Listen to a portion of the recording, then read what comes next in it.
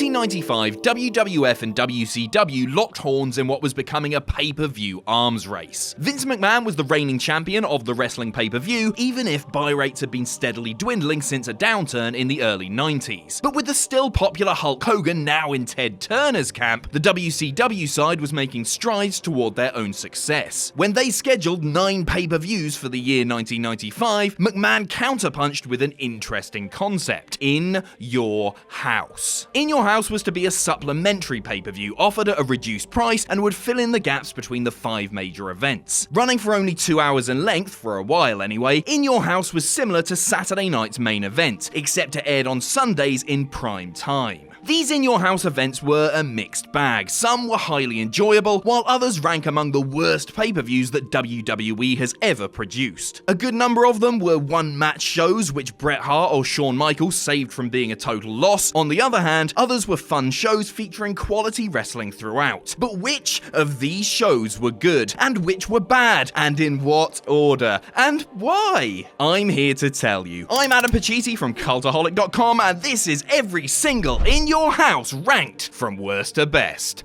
Join us. Number 28, In Your House 4. Several sources have claimed that once this show's main event came to an end, Vince McMahon slammed down his headset and rasped, "Horrible!" Davey Boy Smith challenged for the WWF title close to 11 months into Diesel's reign, and the product wasn't exactly where McMahon wanted it to be. When Jim Cornette actually drew a positive reaction for striking Diesel's leg, you just knew it was a bad sign. But the 4th In Your House was doomed long before its main event. Shawn Michaels had vacated the IC title due to the Syracuse incident, and the subsequent match between new champion Dean Douglas and Razor Ramon was clunky and awkward. Those 2 title bouts followed a 5-minute match between Yokozuna and Mabel, which ended in a double countout. It was exactly as good as you'd imagine it to be. Still, on the bright side, we got the in-ring debut of Goldust. His match wasn't very good either. Number 27, D-Generation X. There was plenty of uncertainty in the air following Survivor Series 97, an odd sense of uneasiness in the wake of Bret Hart's controversial exit. Few would have guessed that a drastic turnaround was growing imminent. The head of that turnaround, Stone Cold Steve Austin, was a rare highlight on this show, driving a pickup truck into the arena and assaulting the Nation of Domination. He enthralled the crowd in a short but entertaining victory over The Rock. It's a shame they never wrestled again, isn't it? But anyway, the rest of the show was a little bit...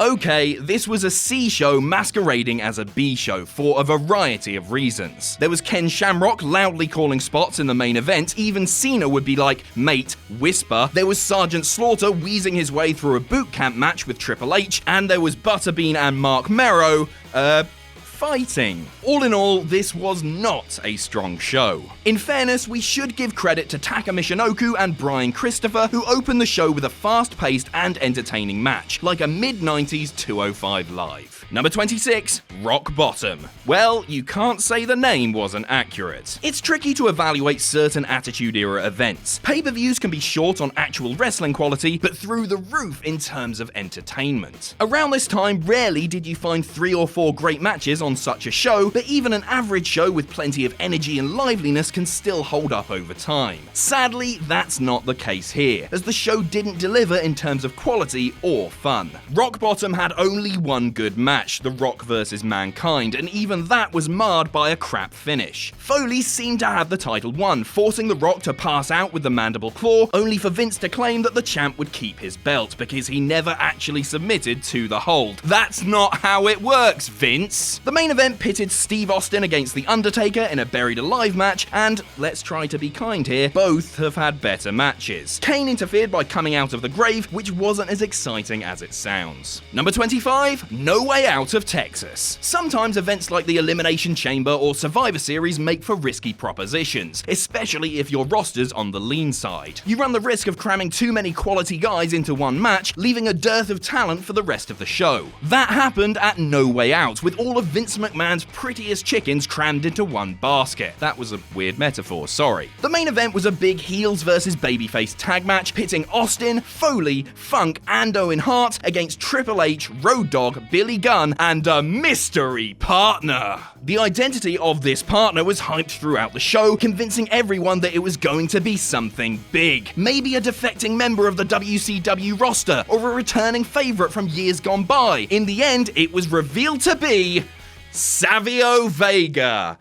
Yeah, we all love him. In all seriousness, the match was quite a fun one, but the rest of the show was pretty forgettable. Kane hit Vader with a wrench, The Rock undermined Farouk's authority, and Taka Michinoku put on a good cruiserweight performance. Another day at the office. Number 24, In Your House. To be brutally honest, the first ever In Your House was a weak start, but it didn't have a weak start, as the first ever match was a good one, Bret Hart defeating Hakushi with a clever roll-up. The next bout was enjoyable in its own right too, with Razor Ramon toppling Jeff Jarrett and the Roadie in a handicap match. After that, it was all downhill. The theme seemed to be very large men crashing slowly into one another, and while that might be my nan's definition of pro wrestling, things had evolved considerably by 1995. Mabel beat Adam Bomb in a King of the Ring qualifying match, one which lasted 2 minutes and may have been a minute too long. Diesel and Psycho Sid's WWE Championship main event was just like any other match the two had with each other, a bit sluggish and graceless. In Your House 1 wasn't the worst of shows, but overall a frustrating start to the event's timeline. Number 23, St. Valentine's Day Massacre. This was very much a show of two halves, with the first being totally car crash in a bad way, and the second being totally car crash in a good way. The Attitude Era was a mysterious and contradictory time, try not to think about it too much. The first 5 matches of the 8-match card existed within a very narrow range between awful and below average. The so-called peak was a 15-minute IC title match pitting Ken Shamrock against Val Venus, but it was neither man's best. However, things picked up greatly for the last 3 contests of the night. First, Triple H and DX took on Kane and Chyna in a chaotic but fun tag match, then The Rock and Mankind squared off in last man standing action. Although not as well remembered as their I Quit and halftime heat clashes, it still demonstrated the electric chemistry between the two. Just a shame there was no winner.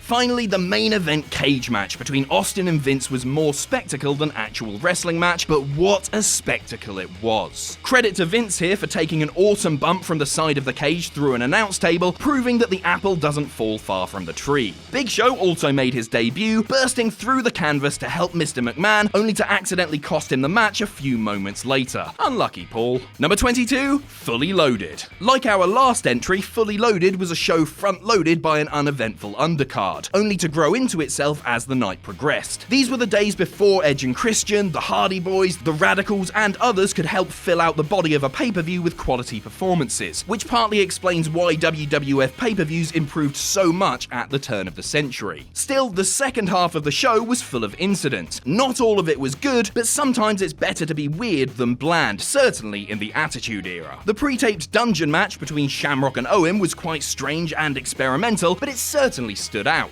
Likewise, the 2 out of 3 falls match between a fresh-faced pair of future greats, Triple H and The Rock. It wasn't quite as good as it could have been, but the signs of chemistry between the two were certainly there. The main event was a star-studded, all-action bout between 4 of the era's biggest stars, Austin and Undertaker teaming up to win the tag titles from Kane and Mankind. That's certainly a way to send the fans home happy. Number 21, International Incident. This was a show carried on the strength of its main event, which was thankfully a high-octane affair. In 6-man tag action, Vader, Owen Hart, and Davey Boy Smith teamed under the Camp Cornette banner to defeat Shawn Michaels, Ahmed Johnson, and Sid. It wasn't a clean victory, as Sneaky Jim grabbed HBK's foot at a critical moment, but one which helped set up Michaels vs. Vader for the following month's SummerSlam. The best match of the night was probably Steve Austin vs. Mark Merrow, but it didn't quite live up to their excellent King of the Ring encounter a few weeks earlier. Sadly, International Incident provided us with little else to celebrate. The biggest bout on the undercard saw Undertaker take on Goldust, only for Mankind to burst up through the ring and drag the Phenom through the hole.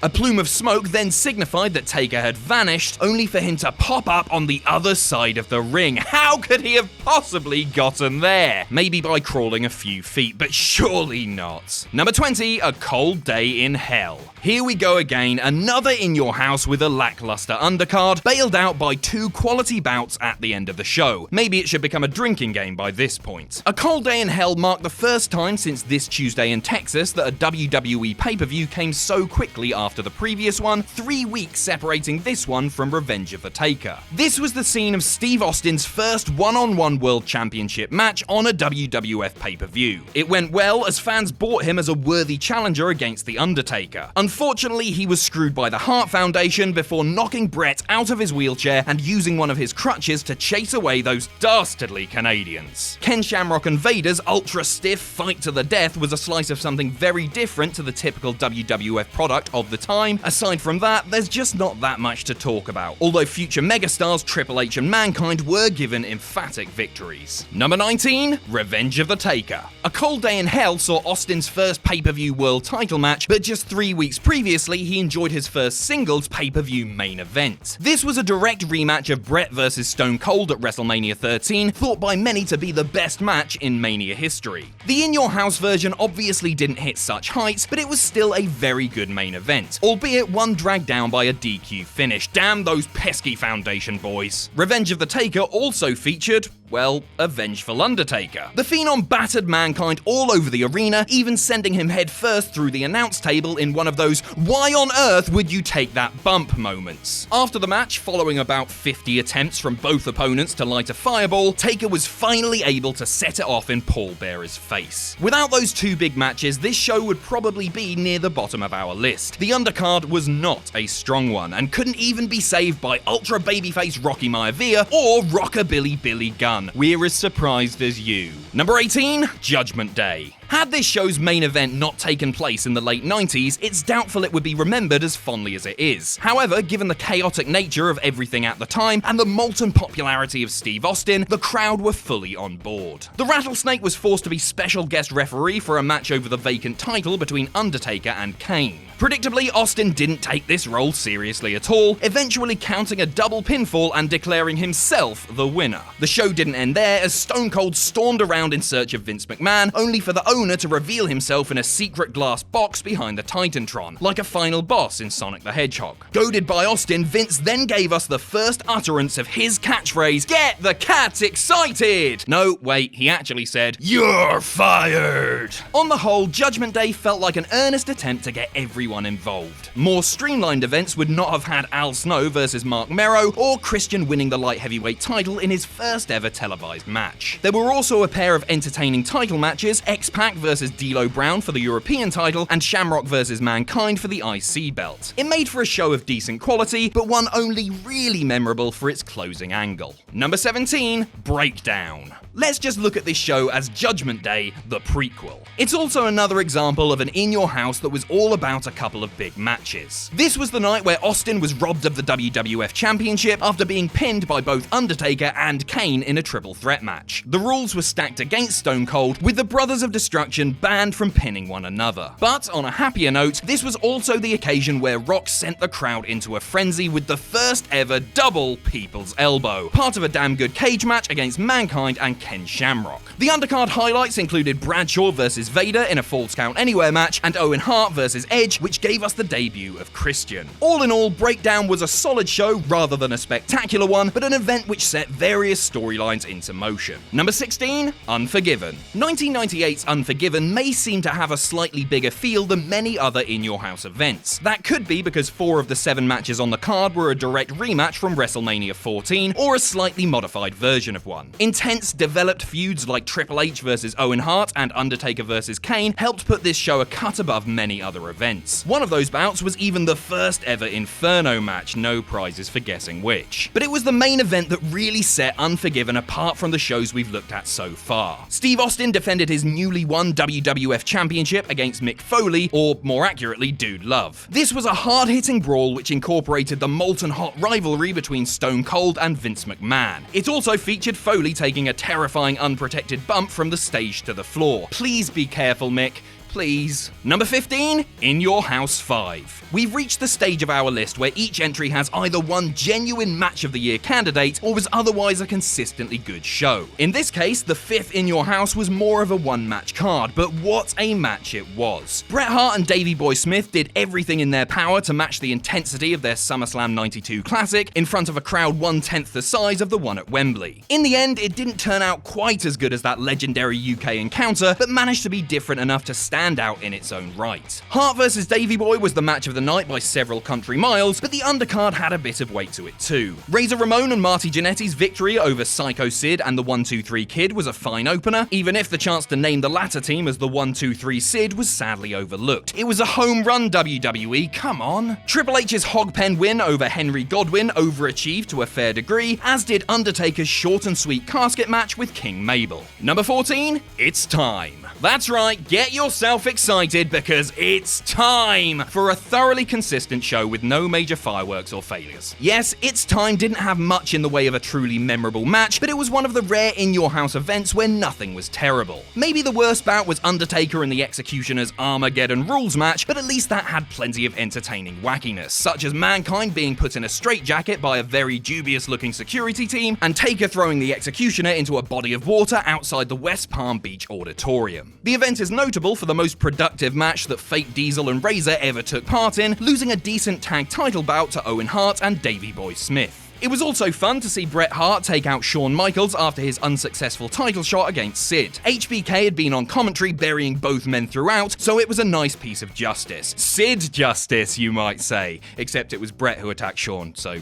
you wouldn't. Number 13, In Your House 3. By this time, the Monday Night Wars were underway, and WCW was very much on the rise. They'd also just convinced Lex Luger to cross the divide, while over in WWF, it usually just felt like more of the same. Not a great thing in the doldrums of 1995. While the overall product felt lacking, it did produce some sneakily good shows, such as this one. Bret Hart and Jean-Pierre Lafitte's hard-hitting, bump-filled showcase was easily the best match of the show, and could well be the best match ever for Pierre. Although today he has of course found a resurgence on the indies as PCO, so that is up for debate. The big main event with all the belts on the line was sadly hampered by screwy booking, but it was still an enjoyable end to the night. HBK and Diesel, or Two Dudes with Attitudes, lest we forget that tag team name, defeated Davey Boy and Yokozuna. Davey Boy was stepping in for Owen Hart, who was allegedly at the hospital with his pregnant wife. This was all a ruse as Owen interfered, only to get immediately pinned by Diesel. The decision was overturned on the following night's Raw because Owen wasn't officially a participant in the match. It made for a deflating end in hindsight, but on the whole, this show was a very good one. Number 12, Bad Blood. Bad Blood is probably the most famous In Your House show ever for two reasons. One spectacular, the other deeply sad. Mere hours before showtime, WWF officials were made aware that Brian Pillman had tragically passed away in Bloomington, Minnesota. The show went ahead with Dude Love and Goldust removed from the card, as they were both supposed to be involved with Pillman that night. Two matches were hastily scheduled to fill the gaps: Max Mini and Nova versus Tarantula and Mosaic, and Los Boricuas versus DOA. It seemed as though the event was set to be a weak one for obvious and understandable reasons. Instead, however, we were treated to one of the most renowned matches in WWE history. The main event saw the first ever Hell in a Cell match, in which a blood-caked Shawn Michaels barely eked out a win over The Undertaker. It might be the greatest cell match ever, and one of only 5 main roster WWE matches to earn 5 stars from Dave Meltzer. It also featured what may be the greatest debut ever, as Kane was finally unleashed upon his own horrified brother. Overall, Bad Blood was a difficult show, but the main event is simply legendary. Number 11, Mind Games. You know a Mick Foley match is truly special when he later writes that he felt it was his greatest ever, and his bruising battle with Shawn Michaels was certainly one to be proud of.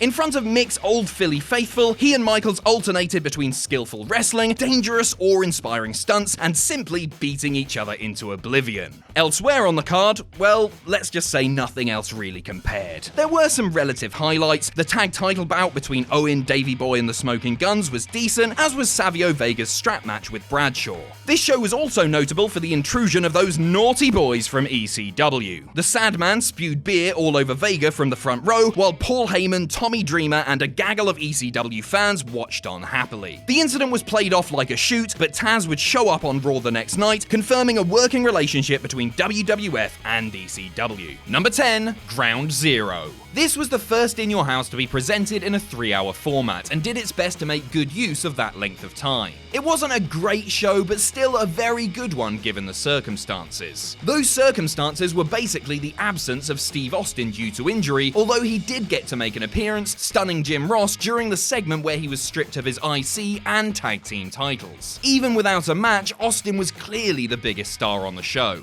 Shawn Michaels and The Undertaker put on a boundless brawl in the main event, and even though it didn't have a clean finish, it was enough to be the clear match of the night. Bret Hart's successful WWF title defense against the Patriot was a lesser heralded bout, but a good one, although it's slightly been lost to history ever since. Ultimately, Ground Zero was good, but wasn't even the best pay-per-view that WWF produced that month. Over in the UK, One Night Only would better its American counterpart several times over. Shawn vs Davey Boy, wowzers, Undertaker vs Bret, radical, Triple H vs Foley, Jiminy Christmas. We sure did appreciate that show, thanks WWE. Number 9, Good Friends, Better Enemies. This show can be seen as a farewell to the Clique as we knew them. It would be the final WWE pay-per-view appearance for Hall and Nash for 6 years, and the last one for the 1-2-3 Kid for 2 years if we count his pre-show loss to Mark Merrow. The Outsiders each went out with a bang. Razor went down swinging to the monstrous Vader, and Diesel may well have had the best match of his career. His main event with Shawn Michaels was no-holds-barred, balls-to-the-wall action. The pair used various unorthodox weapons, HBK clobbering Diesel with Hugo Savinovich's shoe, and Nash returning the favor by choking him with Earl Hebner's belt. Eventually, Nash took things overboard, ripping off Mad Dog Vachon's artificial leg at ringside, only to get hit with a final sweet chin music moments later.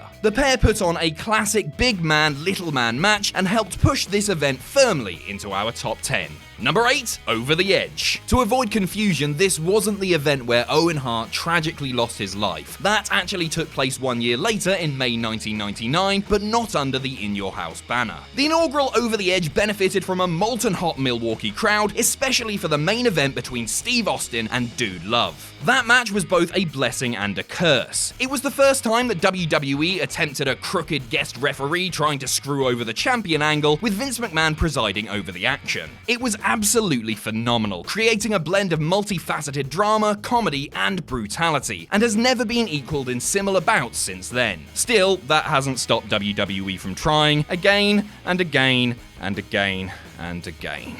Foley was given extra help by Patterson and Briscoe, but Austin brought a slightly more powerful ally in the form of The Undertaker. The Rattlesnake was eventually able to pick up the victory, counting his own pinfall with an unconscious Vince's arm. Sections of the undercard were decent too, such as the 6-man tag between members of DX and the Nation of Domination, as well as a fast-paced handicap match that pitted Kai and Tai against the duo of Bradshaw and Taka Michinoku. Number 7, In Your House 2. Sometimes sequels are better than the original. The Dark Knight, Terminator 2, Cultaholic. In Your House is no different, with the second installment proving far more enjoyable than its plodding predecessor. Some would call this a one-match show, which is a bit of an unfair statement. The most remembered match of the evening saw Shawn Michaels defeat Jeff Jarrett to win the IC belt for the third and final time. It was yet another Michaels classic, this time enhanced by Jarrett's well-honed villainy and timing. It was the clear match of the night, but it was far from the only good one. Future DX teammates, the Roadie and the 1-2-3 Kid, put on an enjoyable 7-minute opener, and there were a couple of solid mid-card tag team bouts to boot. Yes, the main event was another plodding affair between Diesel and Sid, but on the whole, the second In Your House far surpassed the quality of the first. Number 6, In Your House 6. This was a show dominated by the locker room's key players at the time, as 8 of the 10 wrestlers on the main card were members of the Clique or the Hart family.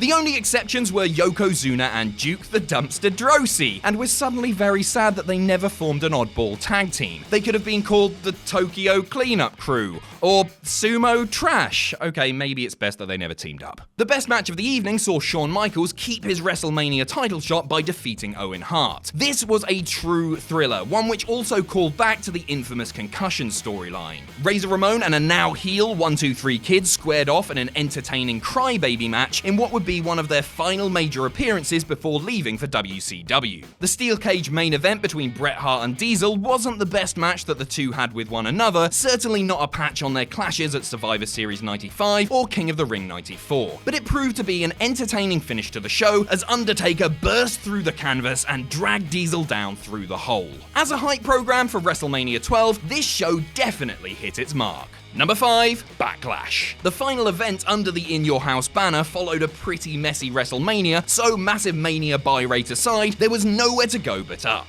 Backlash was considerably better than WrestleMania 15 for numerous reasons. For example, there were no ungodly slow Hell in a Cell matches, nobody got hanged, and Sable didn't wrestle Tori. Mankind and Big Show's Boiler Room Brawl was about 3 times better than their drab Mania match, so there's that as well. Some would even say that The Rock and Austin's WWF Championship rematch surpassed their WrestleMania outing, but both were the best bouts of their respective cards anyway. All in all, Backlash was Mania 15 with better matches and most of the BS streamlined into a fun and fast-paced card. There wasn't much of a funeral for the In Your House name, but at least it went out with an underappreciated bang.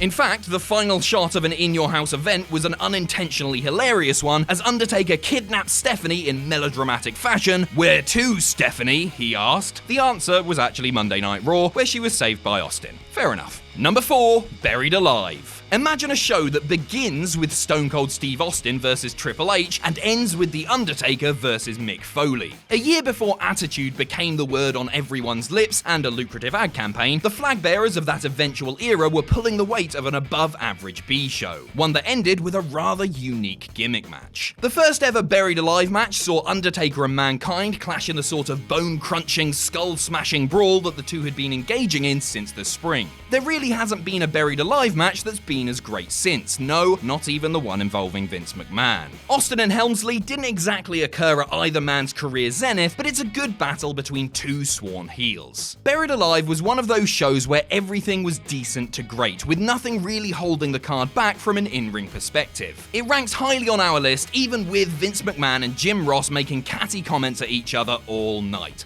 Fun stuff. Number 3, Final 4. About 72 hours after Shawn Michaels declared his smile missing, his vacated WWF title was put up in a 4-way match between Bret Hart, Austin, Vader, and The Undertaker. It was originally meant to determine the number 1 contender for WrestleMania, but suddenly the stakes were raised to this pay-per-view's benefit. Competitors could be eliminated by pinfall, submission, or by being thrown over the top rope, a reference to Austin's controversial Royal Rumble victory a few weeks earlier. The Rattlesnake was actually the first man eliminated, followed by Vader, before Bret was able to dump The Undertaker and become a 4-time WWF champion. Elsewhere, we had an action-packed tag title bout pitting Owen Hart and Davey Boy Smith against the underappreciated Doug Furnas and Phil LaFon, who crammed tons of wild athleticism into 10 minutes. The event is also notable for the debut of Chyna, as she choked Marlena during a skirmish between Goldust and Hunter Hearst Helmsley. And here's a bonus fact for you. For 24 hours after the show, the two singles champions were Bret Hart and a young Rock, the only stretch in which both men held WWE gold simultaneously. Number 2, Beware of Dog. Our second best event under the In Your House banner is a strange one in WWE history, as it was comprised by a powerful storm. No, not Lance, he wouldn't show up in WWE for another 5 years. And no, not Tony, she hadn't even hit her first birthday at this point. No, this was a literal storm. Shortly after Mark Merrow defeated Hunter Hearst Helmsley in a solid opener, a thunderstorm knocked out the power to the show, and the next 3 matches were held in near darkness. Electricity was restored in time for the main event, a title match between Shawn Michaels and the British Bulldog, but the company weren't ready to give up on the show just yet. The 3 lost matches were redone 2 nights later and edited into a replay broadcast. It's a good thing they were, because we were given a Steve Austin versus Savio Vega strap match that was equal parts enthralling and brutal. Another underrated bout saw Undertaker challenge for the Intercontinental title, losing to Goldust in a casket match after Mankind got involved. Despite being a strange and hugely disrupted show, Beware of Dog somehow came out of all the chaos looking good. When spliced together, the action from both nights made for one hell of a show. Number 1. Canadian Stampede. With all due respect to the rest of the In Your House events, the distance between our number 1 and the rest of the field is astronomical. Canadian Stampede is a firm A+ show, one of the 10 or 15 best events that WWE has ever produced. Only 4 matches took place on the Calgary pay-per-view, and all of them were top quality. The worst match of the night was The Undertaker and Vader's WWF title bout, which would have been match of the night for many shows on this list. Mankind vs Hunter Hearst Helmsley may have ended in a double countout, but it was a frenzied brawl while it lasted, and even after. The Great Suzuki and Taka Michinoku stunned onlookers with their respective debuts, matching what Rey Mysterio and others were doing in the WCW Cruiserweight division. But the undercard paled to the main event, as the Hart Foundation valiantly fought off Steve Austin's Team USA in one of the greatest audience matches of all time. Fought under a partisan atmosphere similar to Punk vs Cena and Cena vs RVD, this was a heated fracas that deserves 5 stars on raw emotion and energy alone. If you've never seen this show, what are you waiting for? Thanks for watching. Let us know what you think in the comments down below. You can follow us on Twitter at Cultaholic. You can find us on Facebook at facebook.com/Cultaholic. If you enjoy what we do here at Cultaholic, you can pledge to us on Patreon. That's patreon.com/Cultaholic. And most importantly, don't forget to hit subscribe and join us.